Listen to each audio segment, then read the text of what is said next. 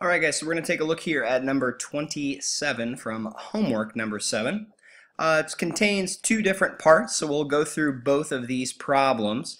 They're very similar, so the way I want us to try to do this is I'm going to go through this first problem here, and what I would recommend to you is that you then hit pause and see if you can try to do the second problem all on your own, and then go ahead and watch the rest of the video, and I'll do that second problem in the video as well, and you can compare your answer and your work to my answer and my work. Alright, so starting out with problem, or part 1 from problem 27. It says, to solve the problem, write and then solve a proportion. An N-scale model railroad caboose is 3 inches long. If N-scale is 169 feet to 1 foot, how long is a real caboose? And then we have a hint which says, compare feet to inches. How many inches are in 1 foot? So a couple of things before we get started here, guys.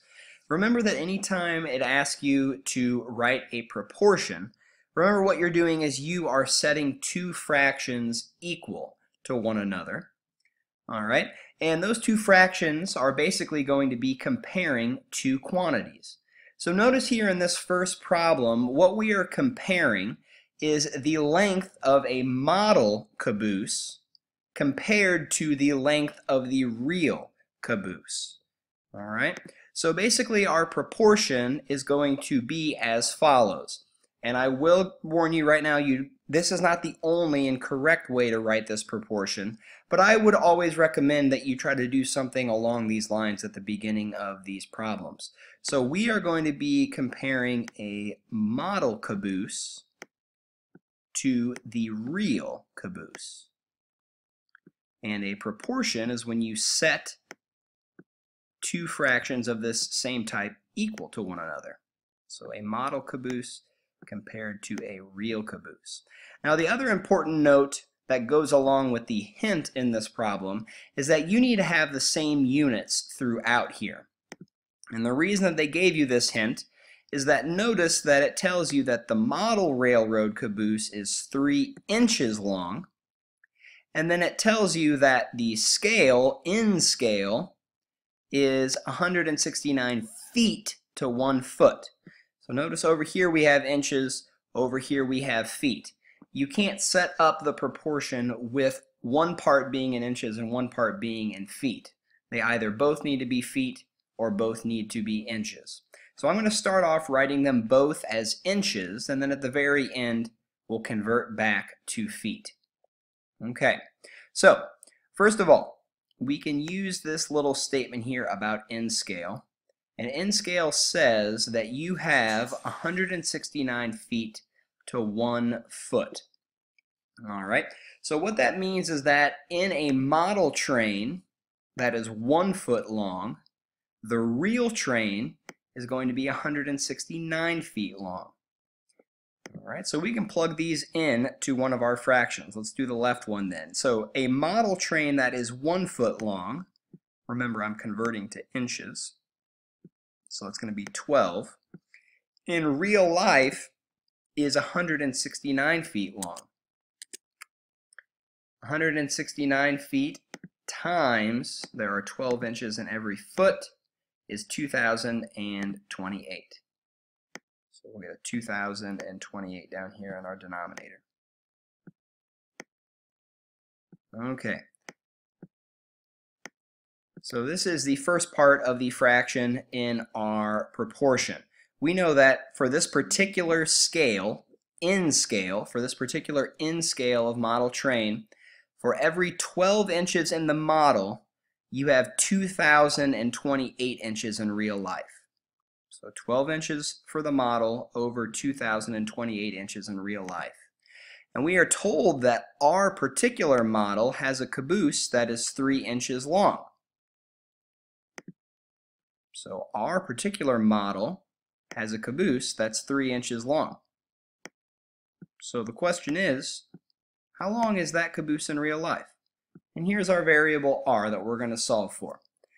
Alright, so for our model, you get 12 inches for the model, corresponds to 2,028 inches in real life. So that means that 3 inches in a model is going to correspond to how many inches in real life? So here's our proportion that we need to solve. So notice that you have two fractions set equal to one another, and to solve an equation of this type, we do what is called cross multiplication. You want to cross multiply or multiply on the diagonal. So starting here, we get 12 times r. That one's not too bad, it's just 12r, is equal to, here we'll need our calculator for help. We have 3 times 2028. So here's 2028 times that by 3, and we get 6,084.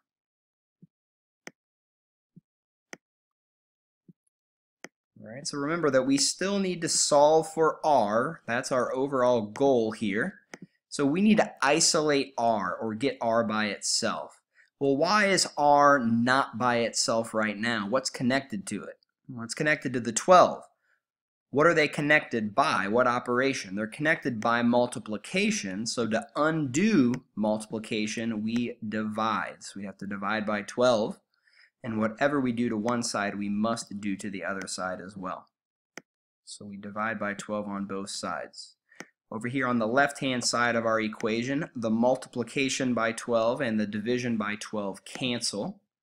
All we are left with on the left-hand side is r equals, and on the right-hand side we have 6,084 divided by 12. 6,084 divided by 12 is 507. And what are our units? Hopefully we all said inches. Remember, we converted all of our feet into inches. Everything over here, 12, 2028, 3, these were all inches. So we know that in real life, this caboose is going to be 507 inches long.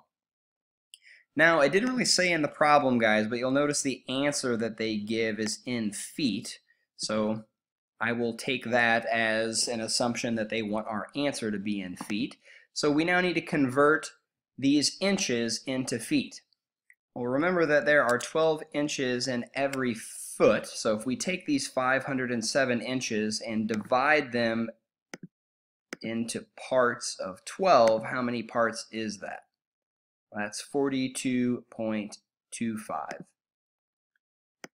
So we know that r is equal to 42.25 feet. Now, you'll notice that their answer was different because they gave their answer as a fraction instead of a decimal. Let's quickly look at that.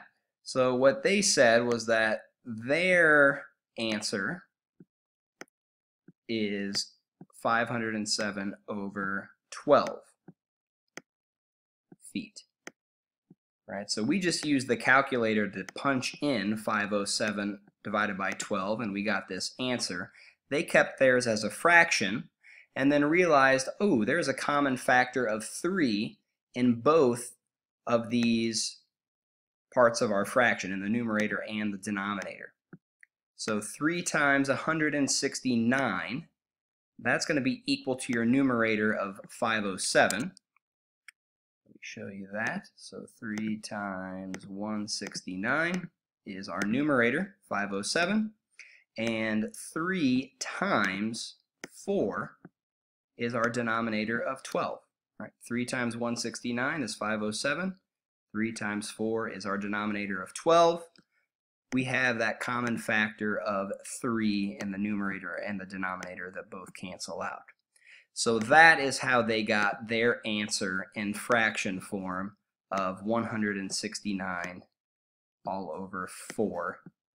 And remember that your units here are the same. That is in feet. On to part 2.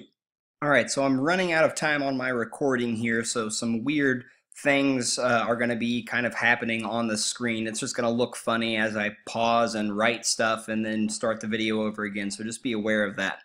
So on to part 2. Hopefully you've tried this problem on your own now, and now you're following along with me. It says a recipe for chocolate chip cookies calls for 1 1/4 cups of flour and 1 cup of sugar. The recipe will make 3 1/2 dozen cookies. How many cups of flour will be needed to make 8 dozen cookies? So notice right here, guys, it tells us what we're trying to solve for. How many cups of flour? That's what we're trying to solve for. How many cups of flour will be needed to make 8 dozen cookies? So notice that we're comparing two quantities here. We're comparing cups of flour to dozens of cookies. So when we're setting up our proportion, we should have two fractions set equal to one another that are comparing flour to cookies. Equals flour to cookies. So what do we know here? It says a recipe for chocolate chip cookies calls for 1 1/4 cups of flour and 1 cup of sugar, and this recipe will make 3 1/2 dozen cookies. So notice that 1 1/4 cups of flour, 1 1/4 cups of flour, that is going to make 3 1/2 dozen cookies. So you should see, guys, they did give you some information about sugar. Who cares? We aren't interested in sugar. We are only interested in how many cups of flour if we know we have 8 dozen cookies. So we're only interested in cups of flour and dozens of cookies.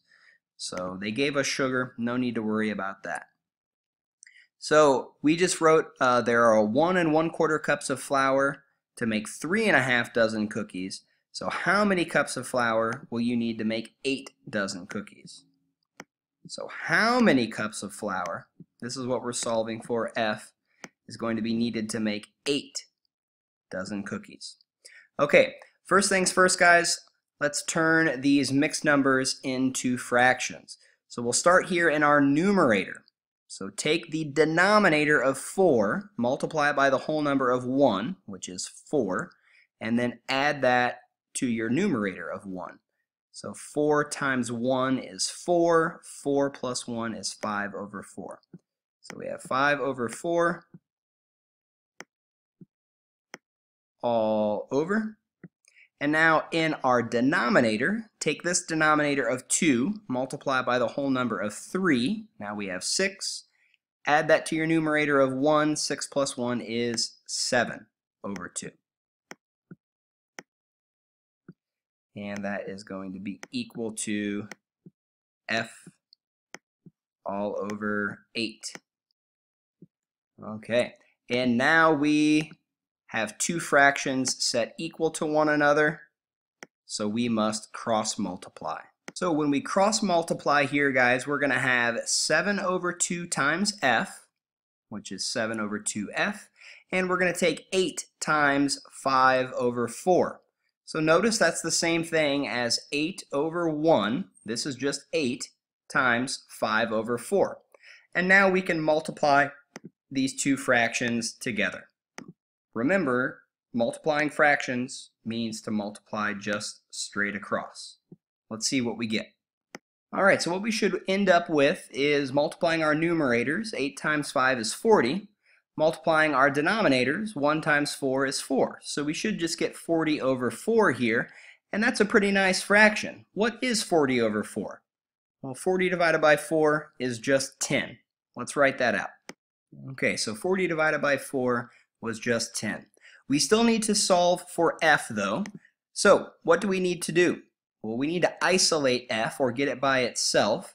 Right now it's connected to 7 over 2 through multiplication. So we need to divide by 7 over 2 to undo that multiplication of 7 over 2. And whatever you do to one side, you must do to the other side. So this multiplication of 7 over 2 cancels with this division of 7 over 2. Let's write what we have left. So dividing both sides by 7 over 2, these 7 over 2's cancel, leaving us with F on the left-hand side.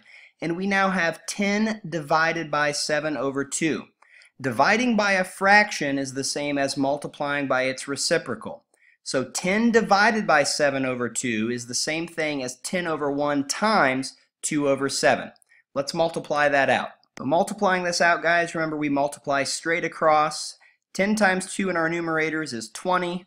1 times 7 in our denominators is 7. 20 over 7 cups.